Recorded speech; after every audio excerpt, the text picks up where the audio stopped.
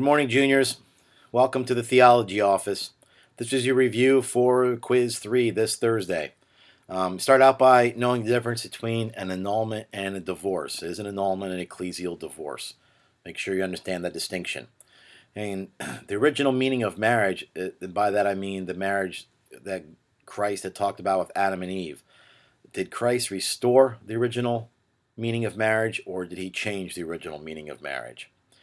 And as far as marriage, is the final cause or the purpose to mutual sanctification and salvation of the couple. In other words, do they help each other get to heaven?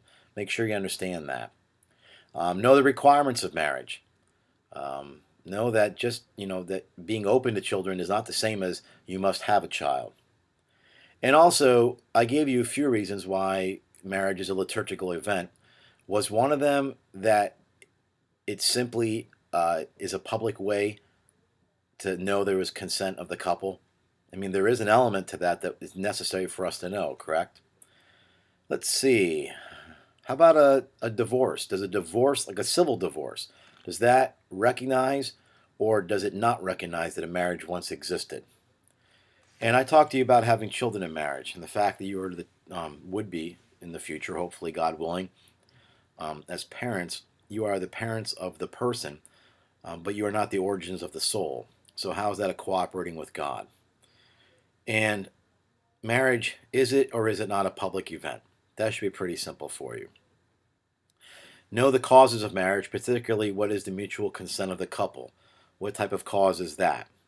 Also, in the Latin Rite, who are the ministers of the Sacrament of Marriage? So make sure you know the priest, the deacon, the couple, the priest and the deacon. Make sure you know that. There are reasons that I gave you for an annulment.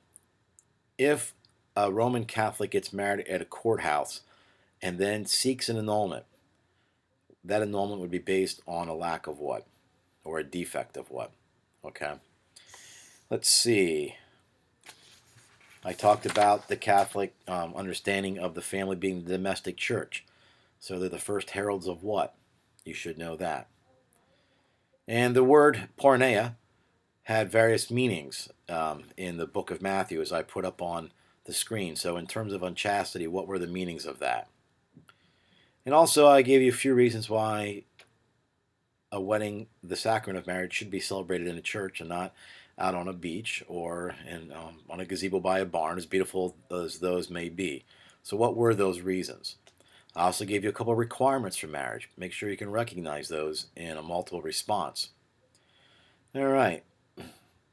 This Greek word has the sense to be put out of bed. That's how it should be worded in your notes. And if you're not under constraint, what is that for marriage? In other words, is it a requirement, an essential element? You'll have to figure that out. And Christ said to the Pharisees that it was because of your hardness of heart that this person allowed you to divorce. Who was that person he spoke about? Now, this is something a little particular. Hopefully, those of you that watch this video or listen to it will get a little extra.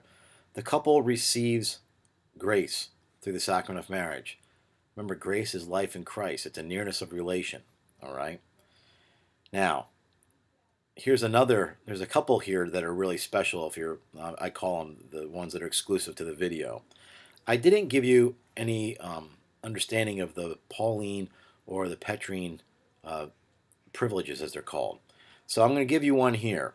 The Pauline privilege is that if two unbelievers are married and then one of them becomes a believer and converts, if the unbeliever, the unbaptized person, leaves the believer, the baptized person, that could be grounds for an annulment, and it's known as the Pauline privilege.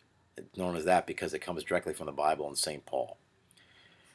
What is the term to decree, as far as the church is concerned, that the marriage never existed in the first place?